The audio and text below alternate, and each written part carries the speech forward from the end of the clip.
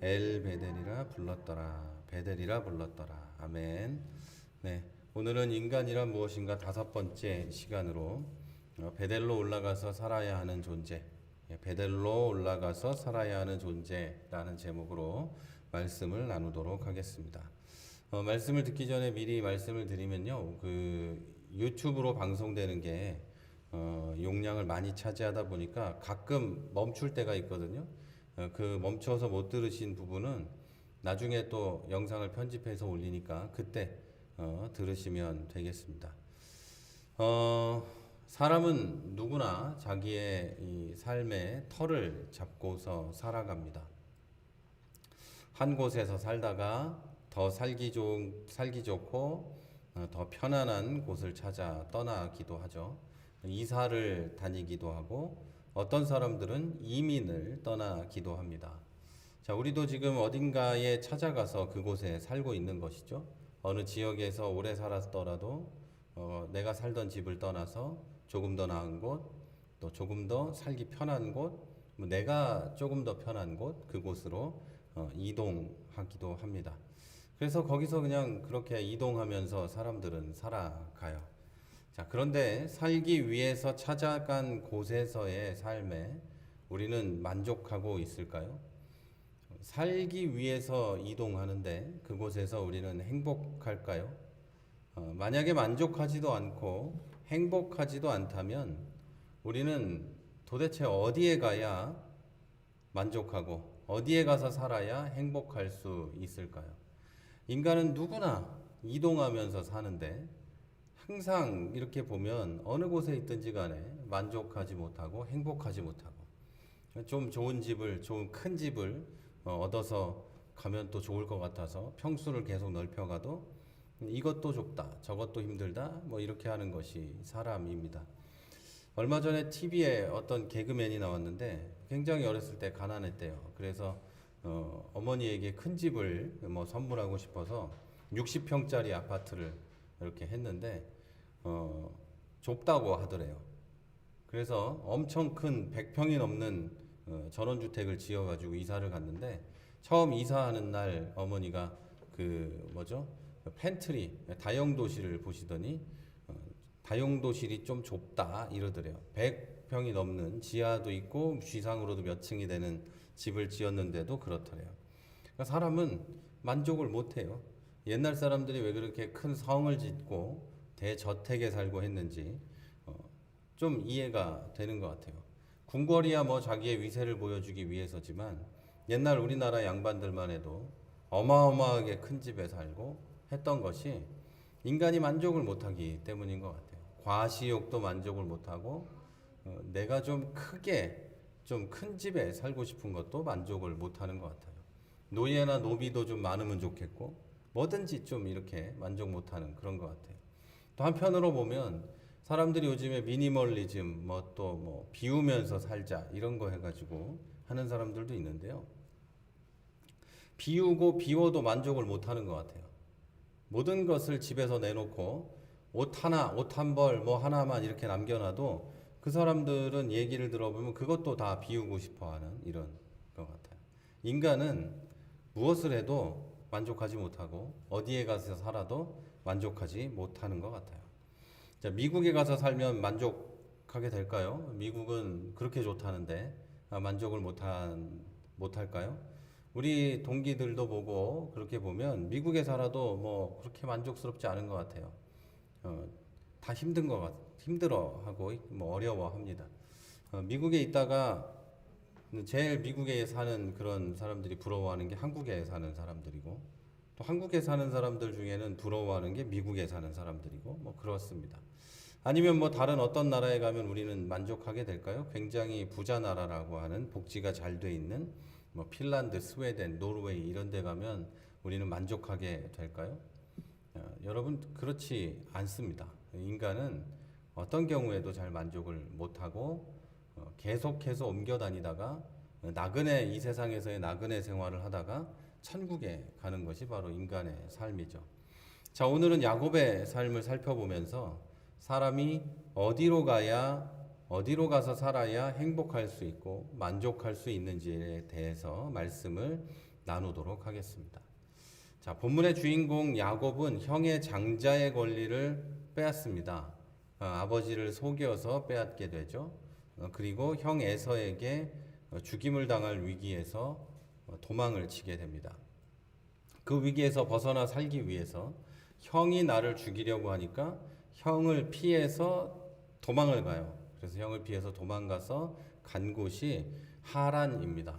자기가 살던 곳 브엘세바를 떠나서 하란이라는 곳으로 가는데 그렇게 하란으로 가던 길에 야곱은 베델에서 하나님을 만나서 축복을 받게 됩니다.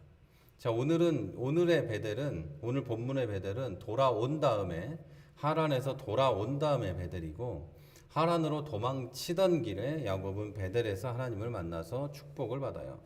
베델이라는 말은 베스엘이라는 뜻인데, 그 말인데, 이거 히브리어로 하나님의 집이라는 뜻입니다. 하나님의 집.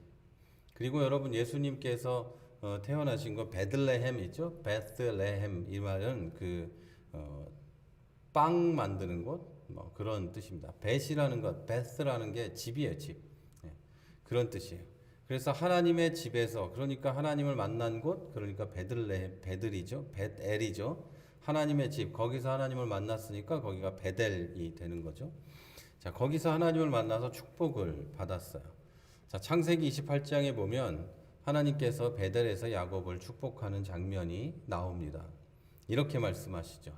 내가 너와 함께 있어서 네가 어디로 가든지 너를 지키며 너를 떠나지 아니하리라. 땅의 모든 족속이 너와 내 자손을 인하여 복을 얻으리라. 자, 이런 큰 축복을 받은 이 약속받은 야곱은 그곳에 돌기둥을 세우고 하나님께 경배하면서 서원의 기도를 드립니다. 서원 기도라는 것은 하나님이 나에게 뭘 해주시면 내가 하나님께 무엇을 하겠습니다 라고 하는 게 바로 서원 기도입니다. 성경에서는 서원 기도에 대해서 이렇게 말해요. 서원의 기도는 나에게 해롭더라도 반드시 지켜야 한다, 이렇게 말해요. 그래서 서원 기도를 가능하면 안 하는 게 좋습니다. 그런데 입만 열면 툭 하면 하는 사람들이 있는데 가능하면 안 하는 게 가장 좋습니다. 나에게 어느 날 해롭더라도 반드시 지켜야 하는 것이 서원 기도고, 하나님은 그 서원 기도를 반드시 찾아가십니다. 자, 이 야곱이 이렇게 서원 기도를 드려요. 하나님께서 나의 인생 여정을 지켜주시면, 내가 이제 형에게서 도망쳐서 가고 있는데 내 인생과 살아가는 여정을 지켜주시면 내가 베델에 돌아와서, 그러니까 바로 이곳에 돌아와서 예배를 드릴 것이고, 그리고 11조는 반드시 하나님께 드리겠습니다. 그동안 얻은 모든 것의 10분의 1을 하나님께 드리겠습니다. 이렇게 기도를 했죠. 야곱은 이 베델에서의 놀라운 사건을 겪은 뒤에 20년이나 되는 시간 동안 고단한 타향살이를 겪습니다. 외삼촌 라반의 집에서 거의 노예살이를 하죠. 사랑하는 여자를 얻기 위해서 노동을 하고 노예 생활을 했더니 그 언니가 들어왔고, 그래서 두 자매를 아내로 얻어서 노동을 하다가 이제 돌아가는 길이었어요. 그럼에도 불구하고 삼촌은 계속해서 속이려고 했고, 야곱을 이렇게 뭐라고 할까요? 계속해서 착취하려고 하고, 결국 도망치는 야곱을 쫓아와서 잡으려고까지 하는 그런 짓을 삼촌이 벌이기도 했죠. 굉장히 고생을 했어요. 자, 그렇게 힘든 20년을 보내고 나서 마침내 형 에서를 만나서 화해와 용서의 눈물을 흘리게 됩니다. 20년 동안 하나님은 베델에서 했던 약속을 잊지 않고 지켰어요.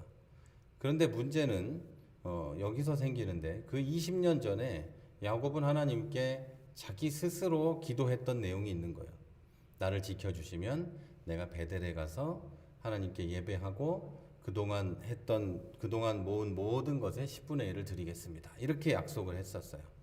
하나님은 이제 약속을 지켰는데 이 야곱이 지키는지 안 지키는지 우리 한번 보도록 하겠습니다. 하나님의 은혜로 20년 동안 수많은 재산을 모았고 이제 20년 만에 형과 화해를 하게 된 야곱은 자기가 하나님께 했던 서원을 지키지 않았습니다. 하나님이 시킨 것도 아니고 야곱이 했는데 야곱은 지키지 않았어요. 자기 인생의 여정을 지키시면 베델로 가서 하나님께 예배드리겠다고 했던 서원의 기도를 지키지 않았다는 거예요. 많은 사람들이 요즘의 기독교인들도 크게 오해하고 잘못 생각하는 게 있는데, 하나님은 우리에게 억지로 뭘 하라고 한 적이 없어요. 하나님이 우리에게 요구하시는 건 딱 하나, 예수 믿고 구원받아라 라는 거예요. 구원의 길을 열어놓으신 것밖에 없는데, 모든 사람들이, 인간이 하나님께 내가 뭘 하겠습니다, 내가 이걸 하겠습니다, 드리겠습니다 해놓고 그것을 하지 않으므로, 못하게 되므로 혼자 시험에 들고 있다는 거예요. 제가 27살, 지금부터 한 20년 전, 되게 오래전에 부산에 있는 한 교회에 전도사로 있을 때였어요. 교회에 이제 커튼이 되게 낡아가지고, 커튼이 낡아서 이제 커튼을 해야 되는데, 커튼이 되게 오래돼서 해야 되는데, 커튼이 되게 비쌉니다. 교회 커튼은 길고 엄청 높은 데서부터 내려오는 데다가 비싼데, 본인이, 어떤 분이 회의 시간에 내가 할게요 라고 손을 들었어요. 커튼이 한두 푼이 아니에요. 그거 하면은 1,000만 원, 2,000만 원 들어가는 거예요. 그 당시에만 해도. 제가 할게요 라고 해놓고 그 다음 주부터 교회를 안 오는 거예요. 그 다음 주부터. 누가 하라고 한 것도 아니고, 누가 안 하면 어떻게 되는 것도 아니고, 그냥 누구한테 맡기겠다고 회의를 한 것도 아니에요. 우리가 커튼을 어떻게 하면 좋을까라고 교회에서 회의를 하고 있는데, 갑자기 자기가 손을 들고 내가 할게요 라고 하더니 교회를 안 오기 시작하는 거예요. 그래서 신방도 가고 목사님도 가고 권사님도 가고 저도 가고 다 가도 안 와요. 교회를 가기 싫대요. 그래서 나중에 알고 보니까, 나중에 이제 대화를 하는데 하는 얘기가, 왜 내가 커튼을 하겠다고 손드는데 안 말렸냐는 거예요. 왜 내가 커튼을 한다고 손들고 얘기하는데 안 말리고 그랬냐는 거예요. 누가 안 말려? 다 말렸지. 앞에서 회의 인도하시는 목사님도 그 커튼은 너무너무 비싸니까 혼자 하기에는 누구든 무리가 되니 우리 다 같이 기도하면서 교회 재정으로 해보도록 합시다 해도 죽어도 자기가 하겠다고. 그러더니 교회를 안 오는 거예요. 그 교회에서 그분만이 아니라 다른 한 분도 그 전에, 얼마 전에 교회 봉고차를 사겠다고 해놓고 안 나온 사람이 있었다고요. 아무도 시킨 적도 없고, 교회에서 우리가 다 같이 노력을 해서 해보자고 하는데도 자기가 하겠다고도 하더니 그렇게 되는 거예요. 여러분, 그게 서원이에요. 서원은 아무도 시킨 적이 없어요. 그 누구도 요구한 적도 없어요. 하나님도 요구한 적도 없어요. 그런데 그것을 지키지 않아서 그 사람이 자기 스스로 상처를 받고 자기 스스로 고통을 받고 하고 있는 거죠. 그래서 여러분, 서원의 기도는 어떤 것을 교회에 하는 것뿐만 아니라 내 인생의 문제를 놓고도 서원 기도는 안 하는 게 좋습니다.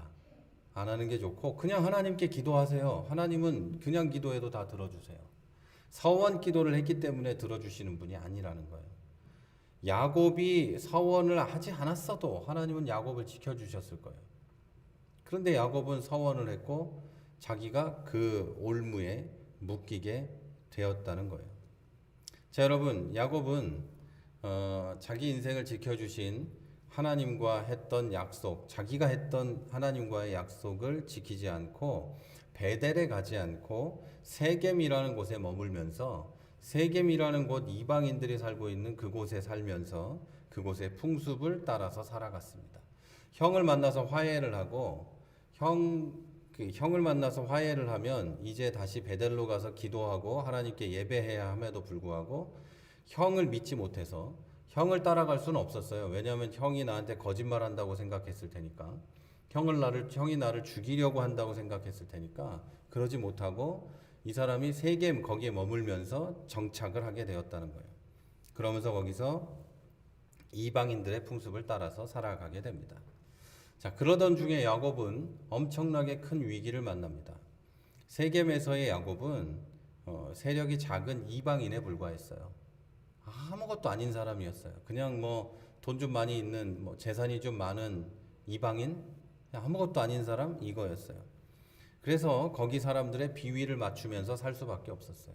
내가 여기 정착해야 되고 이 사람들에게 미움받지 않고 사고를 당하지 않으려면 반드시 그들에게 잘 보이면서 살아야만 했고 실제로 그렇게 살고 있었어요. 그러던 어느 날 야곱의 딸 디나라는 딸이 세겜의 여인들과 친해지려고 나갔다가 하몰의 아들 세겜의 추장인 세겜에게 능욕을 당하게 됩니다. 이 사건 뒤에 세겜은 야곱의 딸 디나와 결혼하겠다는 의사를 전달하죠. 물론 하나님의 뜻과는 반대가 되지만 이 세겜이라는 사람은 그 동네 최고 권력자였고 추장이었으니까 야곱에게 큰 이익을 주는 것이기도 했습니다. 자, 왜 이런 일이 벌어졌는지 한번 생각을 해보셔야 돼요. 그냥 야곱이 베델로 올라갔다면 이런 일은 아예 일어나지도 않았어요. 야곱이 세겜에 머물렀고 세겜 사람들의 비위를 마치고 살았고 세겜 사람들과 어울려 살고 싶어 했기 때문에 그의 딸이 세겜의 여인들과 친하게 지내려고 했어요. 그리고 그곳에서 몹쓸 짓을 당하게 되죠. 야곱이 애당초 거기 가지 않았다면, 그곳에 살지 않았다면 이런 일은 일어나지 않았다라는 것이죠. 그리고 야곱이 그들과 함께 어울리려고 하지 않았다면 이런 일은 절대 일어나지 않았다라는 거죠. 그냥 세겜 사람들은 나쁜 사람들인 게 맞지만 이런 일이 일어난 배경에는 야곱이 하나님과 자기가 한 약속을 지키지 않고 자기 스스로 세겜에 머물면서 세겜 사람들과 어울리면서 그들의 문화 속에서 살고 이방인과 동일하게 살아가고 싶어 했기 때문에 이런 일이 생긴 거예요. 자식들은 그럼 디나는 왜 세겜의 여인들과 친하게 지내고 싶어 했을까? 이유가 뻔한 것이죠. 아버지가 그러고 있으니까 자식도 그걸 배운 거죠. 조금 있다가 야곱의 아들 시몬과 레위는 이 결혼을 빙자해가지고 그 동네 사람들을 학살하게 되는데, 남자들을 학살하게 되는데 그건 누구한테 배웠을까요? 그 동네 사람들이 하던 짓일 거고 야곱이 그런 것을 그 동네 문화라는 것, 이방인들이 나쁜 짓 하는 것들을 보고 배웠으니까 애들은 그런 짓을 하게 된 거예요. 이것을 여러분이 분명하게 기억하셔야 되는 거예요. 이 상황에서, 그러니까 혼담이 오고 가는 상황에서 야곱의 아들 시몬과 레위는 디나의 사건을 복수하기 위해서 신앙을 빙자한 속임수를 사용합니다. 이게 되게 무서운 건데요. 할례를 이용한 속임수로 피해 복수를 감행한 거예요. 우리는 할례를 받은 사람들과만 결혼할 수 있다. 내 동생, 여동생은 너희가 할례를 받지 않으면 너희들과 결혼할 수 없다. 너희가 할례를 받으면 결혼할 수 있겠다. 우리의 신앙, 우리가 가진 신앙을 가지고 그 사람들에게 그걸 요구하고 그들이 그런 것을 하자마자 그들을 다 죽여버린 거죠. 할례를 받고 못 움직이고 있을 때 싹 쳐들어가서 다 남자들을 죽이게 된 거예요. 자, 여러분, 우리의 신앙을 가지고도, 우리의 신앙은 순수하고 아름다운 것이지만 우리의 신앙을 가지고도 다른 사람을 이용하고 다른 사람을 넘어뜨리고 할 때가 많이 있어요. 신앙을 빙자한 악행인 거예요. 여러분, 우리는 안 그럴지 모르지만, 안 그랬으면 좋겠지만 굉장히 나쁜 이 기독교인들, 굉장히 나쁜 목회자들, 이런 사람들은 우리의 신앙을 빙자해서 사람들을 속이고 사람들의 영혼을 죽이고 하는 짓을 한다는 거죠. 내가 굉장히 이 신앙이 좋은 것으로, 그리고 내가 굉장히 위대한 사람인 것처럼, 그리고 내가 이런 것은 순수한 신앙의 행위인 것처럼 성도들에게, 교회에, 사회에 이런 요구를 하고 말을 하면서 결국에는 그들에게 유익을 얻으려고 하는 것이죠. 요즘에 TV 많이 나오는 전 무슨 목사도 그런 종류의 그런 사람 중에 하나인 거예요. 굉장히 순수한 신앙인인 척하면서 자기의 유익을 추구하는 사람인 거죠. 그리고 여러분, 탈레반 있죠? 탈레반? 여러분 아시겠지만 탈레반은 아프가니스탄의 그 사람들은 신학생들입니다. 그러니까 이슬람 신학을 공부하는 사람들이 탈레반이에요. 그 탈레반이라는 말 자체가 신학생이라는 뜻입니다. 신학교에서 공부하는 신학생이고, 우리나라 같은 신학생들이 아니고요. 걔들의 신학교의 구조는 아주 어렸을 때부터 신학교에 들어가서 기숙사 생활을 하면서 거기서 그냥 생활을 해요. 이슬람 율법을 공부하고 그렇게 사는 것에 대해서 공부하고 이슬람 율법을 가르치는 걸 공부하고 이슬람이 어떤 것인지를 이렇게 배우게 되죠. 그런데 그 애들은 거의 대부분이 전쟁고아나 부모가 없거나 가족이 없는 애들이에요. 그래서 심지어 이런 얘기도 있어요. 분쟁 지역 전문 기자가 얘기하는데 여성인데요. 그분이 탈리반을 처음 만났을 때 걔들이 여자를 처음 본 사람들도 많았대요. 여성을 처음 본 거예요, 걔들은. 그 안에서만 있었기 때문에. 종교를 빙자해서, 신앙을 빙자해서 걔들은 사람들을 착취하는 일을 하는데 왜 그러냐면요, 여러분, 이슬람이라는 것은 일반 사람들에게는 종교일 수 있지만 그 사람들에게는 정치 이론이에요. 그러니까 유교 같은 그런 거예요. 유교로 나라를 통치하자 이런 것처럼 얘네도 샤리아로 이슬람 율법으로 국가를 통치하는 이런 거예요. 그래서 똑같은 이슬람을 믿고 있어도 뭐 이 아프가니스탄만 해도 여러 가지 이 계파들이 있고 그 사람들이 서로 싸우고 있는데 이유가 뭐냐면 이슬람을 가지고 정권을 찬탈하기 위한 거예요. 이걸 가지고. 우리나라에서 폭력을 쓰진 않지만 이런 아까 말한 전모 목사나 걔들이나 본질적으로 같아요. 신앙을 가지고 사람을 이렇게 괴롭히고 사람을 착취하고 내 유익을 추구하는 거죠. 여기 성경에 우리가 본문에서 지금 제가 말씀드리고 있는 시므온과 레위도 우리의 신앙을 가지고 다른 사람에게 그것을 했을 때 내가 우리가 너희들과 결혼하겠다 이렇게 말해놓고 그들을 죽이는 똑같은 행위예요. 여러분, 우리가 이렇게까지 하지 않더라도 아주 작은 일에 있어서도 신앙을 가지고 사람을 착취하고 사람을 괴롭히고 하는 짓은 속이고 하는 것은 해서는 안 되는 거예요. 아주 나쁜 짓이죠. 자, 그런데 여러분, 이 야곱의 아들 시므온과 레위가 이런 짓을 벌이었지만 세겜은 사람 몇 명 사는 곳은 아니었어요. 엄청 큰 곳이었어요. 그래서 이제 그런 일을 벌인 것에 대한 책임을 져야 하는 거예요. 이제 사람을 다 그렇게 죽이고 했으니까 이제 책임을 져야 되고 그 책임이라는 건 그들의 복수가 있겠죠. 그들이 우리를 다 죽이는 그런 가족이 몰살당할 위기에 놓이게 된 겁니다. 자, 이런 절망 가운데 있을 때 오늘 본문의 이야기가 나오는 거예요. 하나님께서 야곱에게 나타나셔서 이렇게 말씀하시는 거죠. 야곱아, 너는 일어나 베델로 올라가서 거기에 머물면서 단을 쌓아라. 내가 거할 곳은 세겜이 아니라 베델이다. 하나님은 하나님께서 하신 약속을 지킬 뿐만 아니라 우리가 하나님께 했던 서원에 대해서도 강제로 막 뺏어가는 게 아니라 이렇게 얘기하시는 거예요. 네가 지금 어려움을 당하고 있는데 이러지 말고 베델로 올라가서 거기에 머물고 너는 거기에서 단을 쌓고 예배해라. 너는 여기에 있을 사람이 아니라 거기에 있어야 한다. 이렇게 말씀하시는 거죠. 자, 이제 야곱은 10년 동안의 세겜 생활을 청산하고 베델로 올라갑니다. 10년 동안이나 약속을 지키지 않고 그렇게 살았었어요.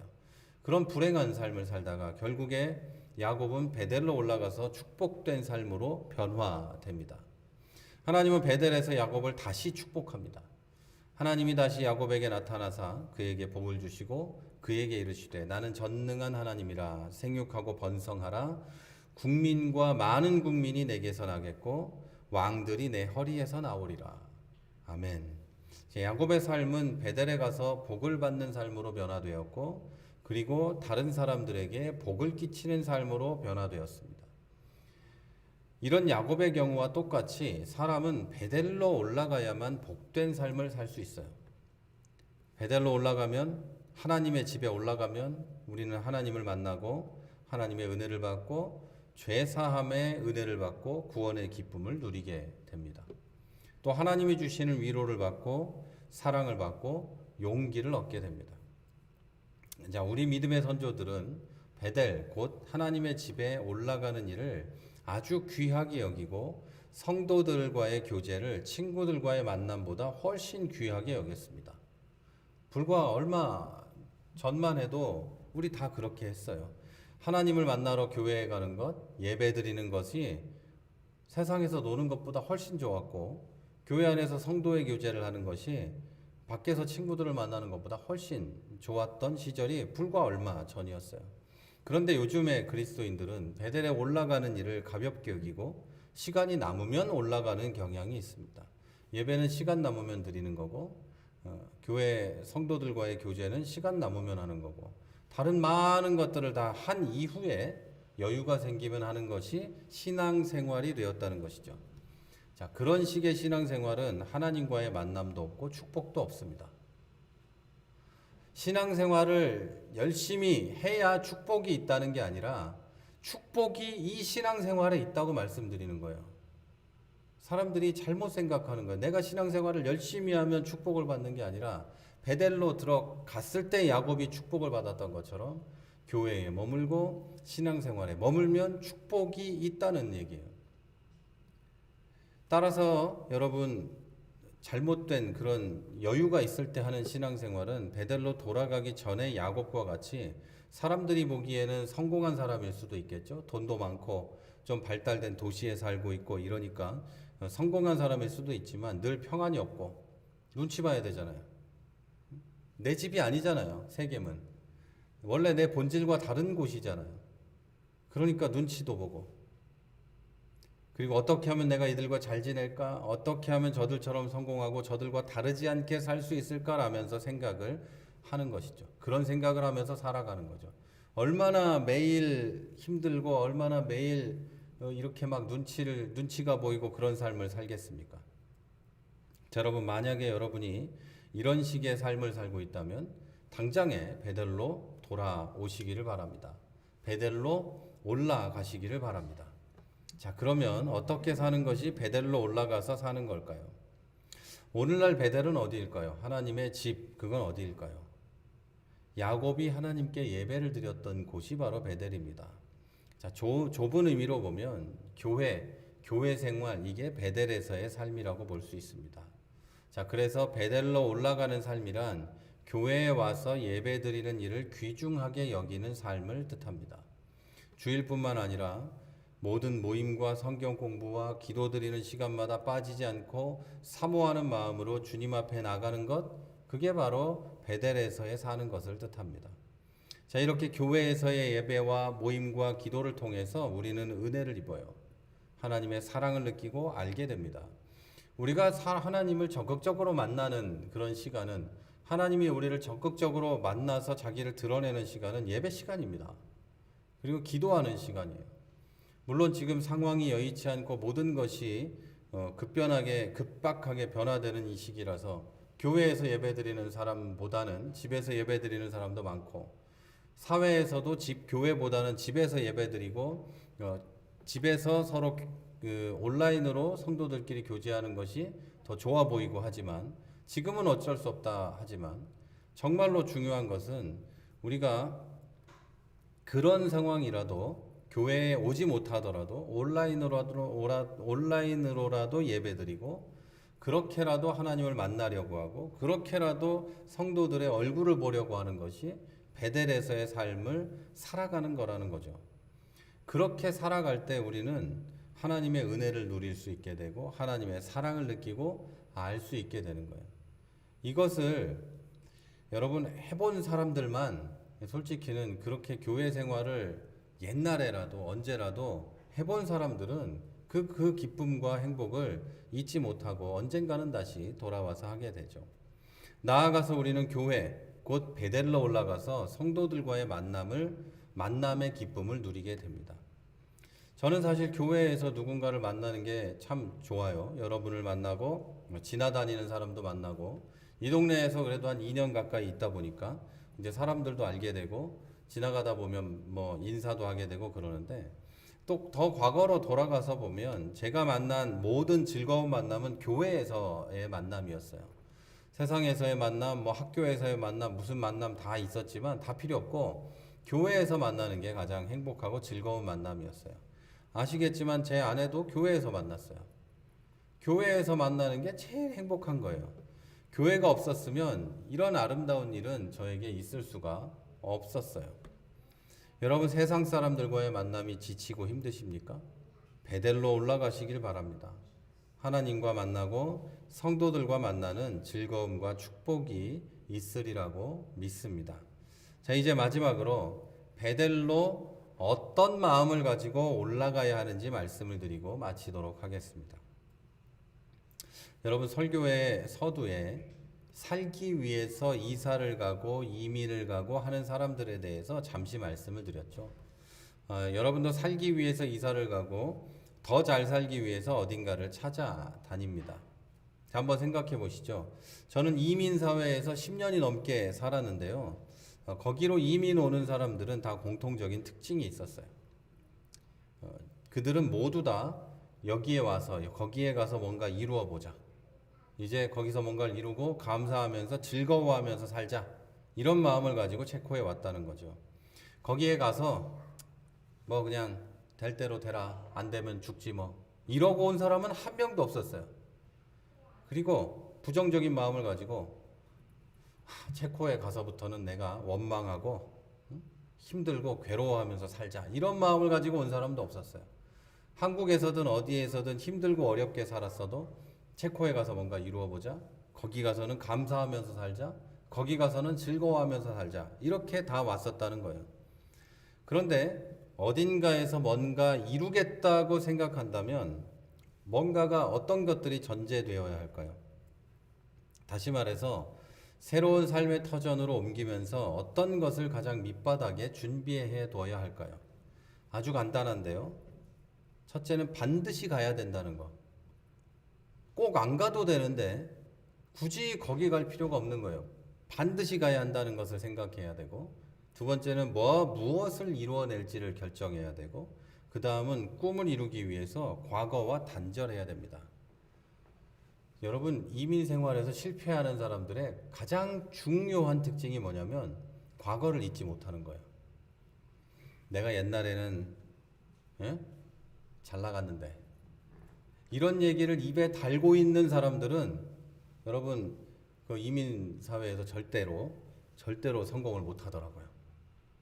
그러니까 제가 거기서 보면서 정착하고 나중에 성공의 자리에 이게 조금씩 올라가는 사람들의 입버릇을 보니까 그 전까지 하던 말을 더 이상 안 하더라고요.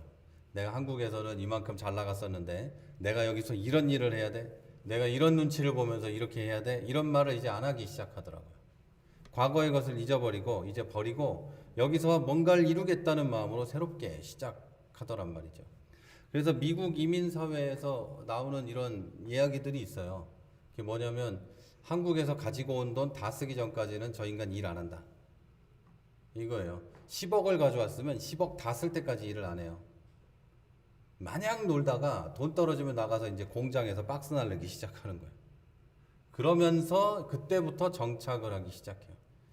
근데 제가 이제 저도 일하면서 거기서 이제 한 분에게 얘기를 들었는데, 자기는 이 미국에 올 때 자기가 공항에서 딸 한 명하고 아빠였는데 딸 하나하고 공항에 딱 내릴 때 주머니에 200불 있었대. 200불. 그러니까 도대체 뭐 자기가 할 수 있는 게 없기 때문에 그 다음 날부터 공장에 찾아다니면서 일하기 시작했대요. 그리고 그 양반 1년 얼마 만에 다 자리 잡고 그러고 살고 있더라고요. 자, 여러분 어쨌든 간에 꿈을 이루기 위해서는 과거와 단절해야 돼요. 그리고 무엇을 이룰지를 알아야 되고 거기에 왜 왔는지를 알아야 돼요. 베델에 오르는 삶을 사는 것, 베델에 오르는 길도 여러분 이것과 똑같아요. 베델로 올라가서 살아야 한다는 분명한 소원과 의지가 있어야 돼요. 내가 베델로 올라가서 사는 것이 하나님의 뜻이고 소원이라는 것을 분명히 알아야 돼요. 내가 교회에 가서 신앙생활을 하는 것, 이것이 하나님의 뜻일 뿐만 아니라 나의 소원이라는 것을 분명하게 알고 있어야 돼요. 그냥 누가 시켜서 하고 그냥 내가 뭐 하고 싶어서 그냥 좀 해볼까? 라고 해가지고는 절대로 여러분 베델로 올라가서 누리는 그 기쁨을, 평안을 누릴 수가 없어요. 그리고 거기서 하나님께서 주시는 은혜를 누리며 살겠다는 결정을 해야 돼요. 그러지 않으면 내가 왜 교회에 와 있는지, 내가 무엇 때문에 예배를 드리는지 아무것도 모르면서 하게 되고 결국은 다시 세상으로 내려가게 돼요. 거기서 재밌었던 것이 훨씬 재밌게 느껴지기 때문이죠. 자, 둘째로 세겜의 풍습을 끊어버리는 용기가 있어야 돼요. 세겜의 풍습은 주일 내에 예배 안 드리고 놀러 다니고 술 취해 방탕하고 이방의 신을 쫓아 살면서 하나님보다 돈을 사랑하고 사람을 더 사랑하고 쾌락을 더 사랑하는 거예요. 이게 세상의 풍습입니다. 세겜의 풍습, 이와 같은 풍습을 끊어야 합니다. 교회에 다니면서 과거와 똑같은 삶을 사는 사람들이 있습니다. 주일날 분명히 교회는 가는데 집사도 되고 권사도 되고 장로도 되고 다 되는데 옛날하고 하나도 다를 게 없는 사람들이 있어요. 자, 여러분 그런데 아십니까? 야곱이 거기 있었기 때문에 거기서 그들과 똑같이 살았기 때문에 그의 딸 디나가 충격적인 일을 당하게 되고 그의 아들들이 혼인과 신앙을 빙자해서 사람들을 학살했다는 거예요. 부모가 그렇게 했기 때문이에요. 야곱이 거기 있었기 때문이에요. 야곱이 거기가 아니라 베델로 갔다면 거기서 하나님께 서원을 지켰더라면 그런 일은 애초에 일어나지 않았을 거라고 말씀드렸죠.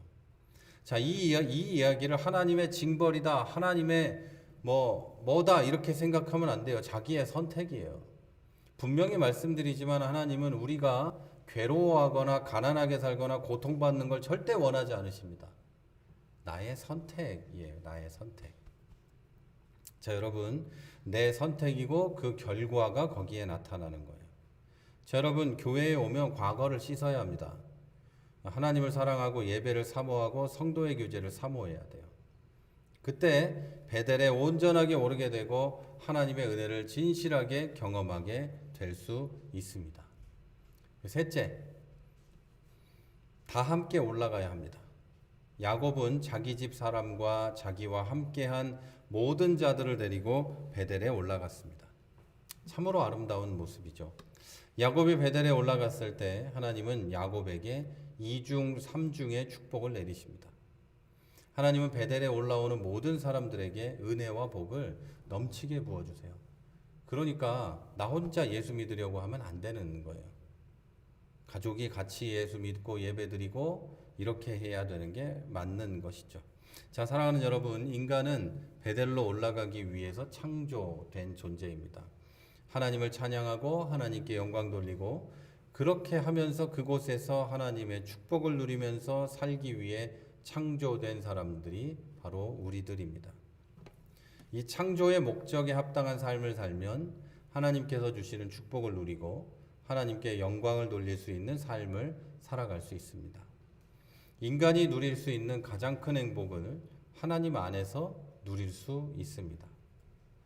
세상이 주는 기쁨과 행복은 지나고 나면 공허하지만 하나님께서 주시는 기쁨과 행복은 계속해서 샘솟는 마르지 않는 샘과 같아서 결코 공허하지 않습니다.